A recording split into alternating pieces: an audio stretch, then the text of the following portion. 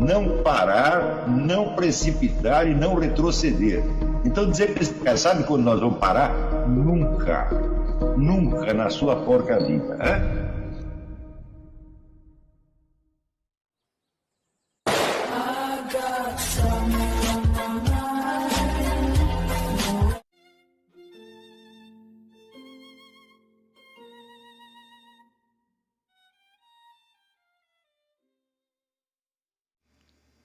E aí pessoal, tranquilo?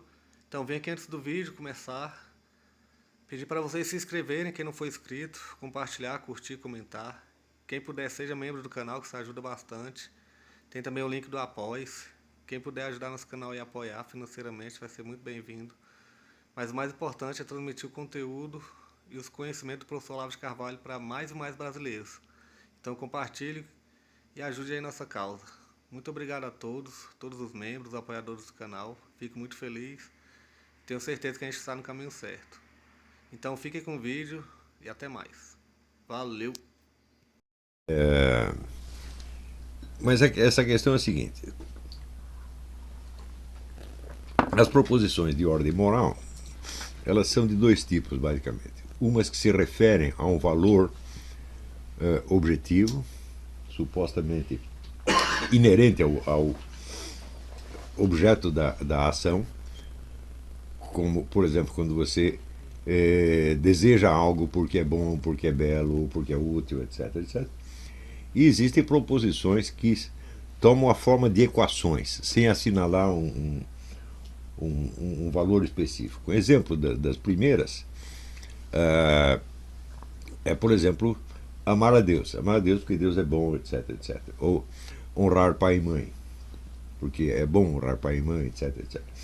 Exemplo da segunda é assim: você tem que tratar o próximo como você desejaria ser tratado.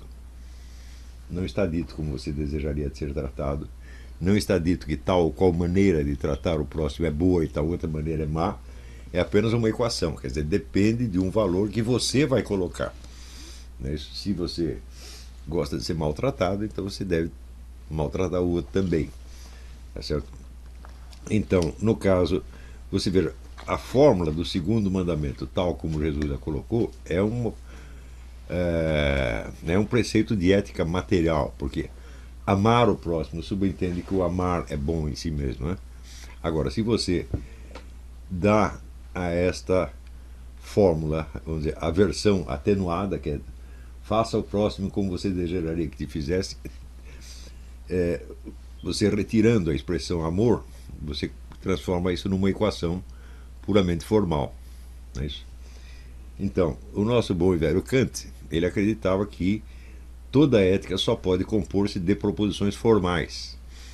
Por quê? Para enunciar proposições materiais, você precisaria conhecer algum valor que estivesse objetivamente associado aos seus objetos.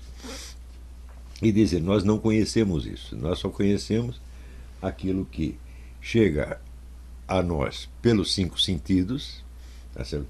E que nós organizamos pela estrutura da razão, pelos conceitos da razão, tá certo?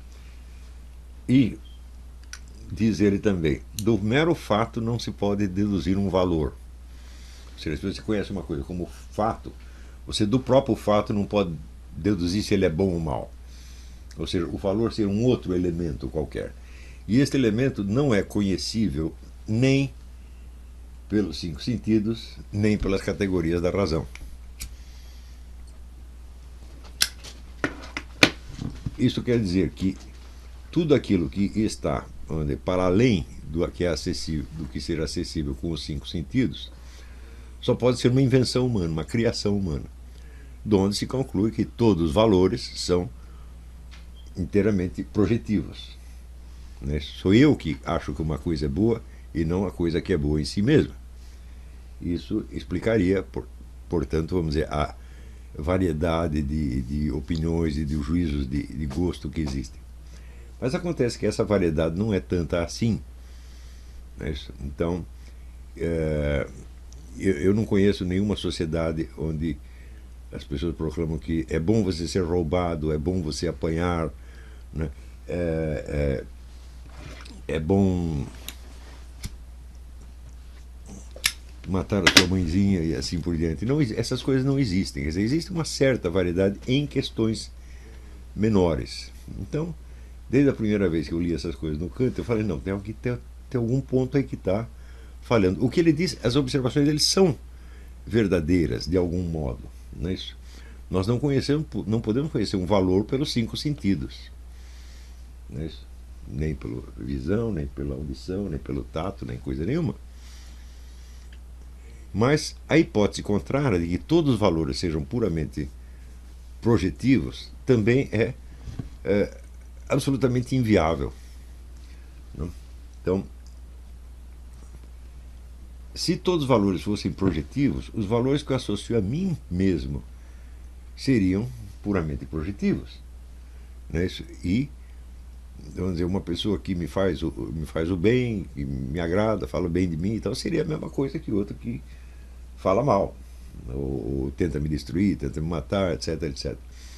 Então, vamos dizer, o problema com o Kant é que ele nunca inverte a posição do objeto que ele está examinando, e ele nunca se coloca ele próprio na posição de objeto, só de sujeito. Essa aliás, é o vício redibitório de toda a filosofia moderna, começa com René Descartes. Ela foca no sujeito, e esse raio do sujeito é só sujeito cognoscente. Ele só faz conhecer, ele nunca é objeto, ele nunca é conhecido por um outro. Né? E, no entanto, nós sabemos que se nós não fôssemos conhecidos, também não poderíamos conhecer nada, porque não teríamos nenhuma relação com o mundo externo. Né? Qualquer objeto que eu toque, eu estou passando para ele uma informação. Agora, por exemplo, eu estou depositando meu peso aqui em cima dessa mesa. Tá certo? A minha voz está afetando os seus tímpanos e assim por diante. Se eu suprimir do meu ser toda a possibilidade que eu tenha de agir sobre os outros objetos, da onde que eu vou conhecê-los? Como eu vou ter algum feedback? Não teria nada. Então, isso quer dizer, se é impossível você deduzir do mero fato o valor, também é impossível você se contentar com a ideia de que todos os valores são projetivos. E de que, se houver algum fundamento da ética, da moral, ele tem que ser procurado puramente no sujeito, como Kant tentou fazer. Com a ideia do imperativo categórico. Quer dizer, eu não posso ter a certeza de que tais ou quais ações são boas em si mesmas, mas eu sou obrigado a praticá-las, porque fora disso eu sairia, vamos dizer, cairia fora da dignidade humana. Mas que raio de dignidade humana é essa? Como é que eu vou provar a dignidade humana? Mas ele vai entrar aí na consideração de que os seres humanos são racionais, e daí para fazer todo um rodeio para chegar no tal do imperativo categórico, que quando ele diz imperativo categórico, ele está querendo dizer assim, é apenas porque sim. Tem que ser assim, por quê, professor? Porque sim. Tá certo? Então, quer dizer que todo o racionalismo aparente da crítica da razão pura é abolido na crítica da razão prática em favor do mero imperativo categórico. E a questão ficou assim, e muita gente se contentou com isso. Por quê? Porque esta perspectiva, que fazia abstração dos valores, era conveniente para o mundo das ciências, tanto das ciências naturais quanto das ciências sociais. Quer dizer, a abstinência de juízo de valor. É isso? Então,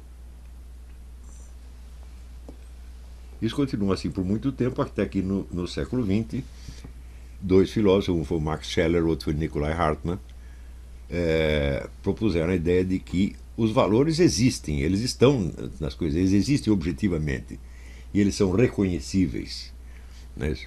Vou dizer, uma criança pequena, um bebê de colo já reconhece valores. Né? Se você dá para ele uma coisa gostosa, ele gosta, e se você dá uma coisa ruim, ele não gosta. Hoje em dia já existem estudos feitos que mostram que bebês de colo reconhecem beleza. Se você mostra rosto bonito para eles sorriem, mostra rosto feio, eles choram.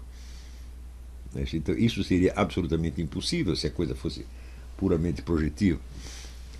Quer dizer, existem traços objetivos da beleza, da bondade e até da utilidade, que é uma relação que as coisas têm conosco. Tá certo? Elas têm essa relação conosco, mas essa relação está apenas em nós. Por exemplo, se eu quero construir um móvel, eu preciso de um pedaço de madeira. funcionaria do mesmo jeito se eu tentasse construí-lo com bananas? Né? Não, quer dizer, a banana não tem em si a qualidade requerida para poder servir de matéria-prima para uma mesa, uma cadeira, etc, etc. Tá certo? Do mesmo modo, os instrumentos que eu me utilizo, tá certo? Por exemplo, eu posso pregar um prego com um martelo, mas não posso fazer o mesmo com um alfinete, usar o alfinete com pregar o prego, tá certo? Então existe uma certa adequação na relação entre esses objetos e o ser humano. E essa relação não pode ser dita completamente projetiva, porque algo no objeto tem de responder à minha expectativa, responder ao modo pelo qual eu o uso, tá certo? Então, você pode dizer, por exemplo, que valores como a beleza estão no próprio objeto, faltando apenas ser reconhecidos, e que a utilidade não está propriamente no objeto, mas numa certa relação que ela tem conosco, quer dizer, é útil para nós. É verdade que é para nós, mas não depende só de nós.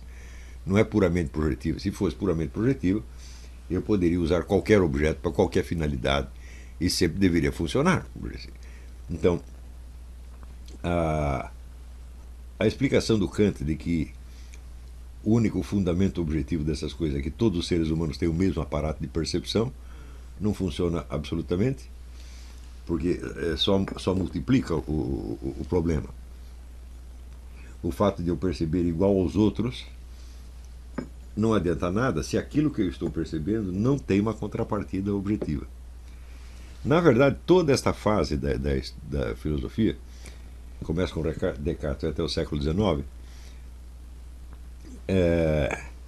ela padece de um abstracionismo que chega a ser doentio, onde você, do campo total da experiência, no campo total da experiência, você introduz algumas distinções que são puramente racionais, são da sua conveniência metodológica, por assim dizer, e em seguida você acredita que essas distinções existem na realidade. Por exemplo, a distinção entre o que eu percebo com os sentidos e a qualidade que eu atribuo. Essa distinção ela só existe por uma análise posterior, ela não existe na experiência. Por exemplo, se você vê uma mulher bonita e você vê uma mocreia, pior ainda, pelada, né? Não é que você simplesmente vê as duas com a sua capacidade óptica e depois você vai concluir que a primeira é bonita e a segunda é feia. Não, a reação é imediata. Pelo menos para mim acho que para todo mundo é assim, né? Não é isso? Se você vê certas figuras monstruosas, nojentas, que hoje abundam no cinema, porque você sabe que a era do sexo acabou, agora não é mais sexo. Agora é sangue, pus, feridas pisadas, né, furúnculos, né? Todas essas coisas você vê, evidentemente você tem uma reação que é imediata, né? Que você vê e depois, meia hora depois, você vai pensar aquilo é feio ou bonito. Isso não existe.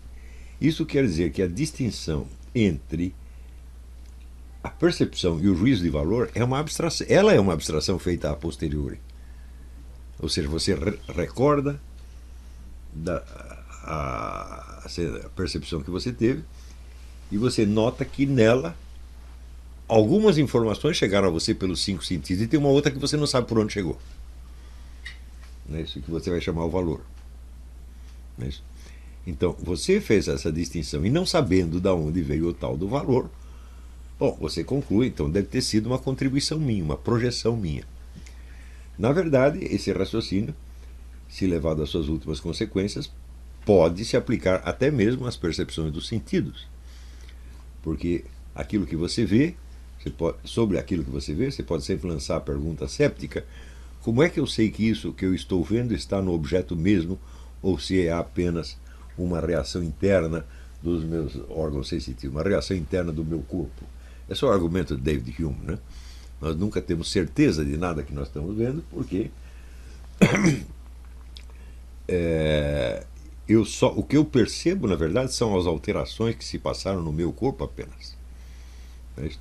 Mas também essa análise é feita posteriormente.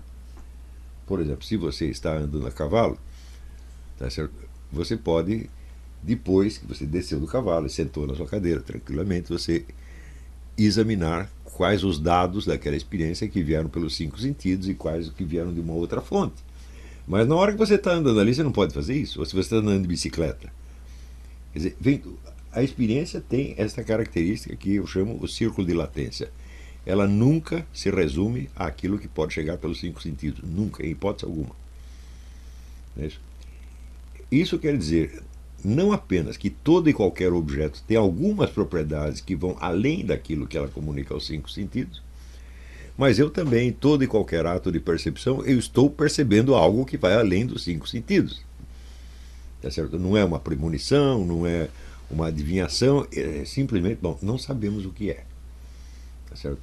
Bom, isso até hoje sabemos, mas era assim que se colocava o problema até o século XIX. O filósofo Alain, o Émile Chartier, ele falava de uma antecipação na percepção. Quer dizer, toda percepção, além dos dados dos 5 sentidos, implica uma antecipação de alguma coisa. Por exemplo, no caso que eu cito do cachorro que está deitado, você não sabe se ele vai latir, se ele vai te morder, se ele vai ficar deitado, você não sabe o que ele vai fazer. Tá certo? Então eu digo, bom, se isto fosse uma antecipação, a antecipação teria que partir puramente de mim. Não é isso? Mas, preste bem atenção, mesmo que eu não consiga antecipar nada, eu sei que há uma série de coisas que o cachorro pode fazer. Por quê? Porque são características de cachorro e outras não são. Eu sei que o cachorro não vai miar, por exemplo, não é isso? Nem sair voando. Se eu não souber nem disso, então eu não sei que é um cachorro.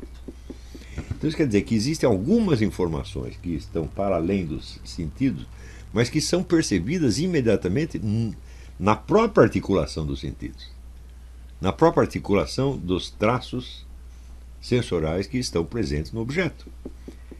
E isso aí é o quê? É o senso da forma do objeto. Pelos 5 sentidos eu não posso perceber a forma no sentido aristotélico, eu só percebo a figura.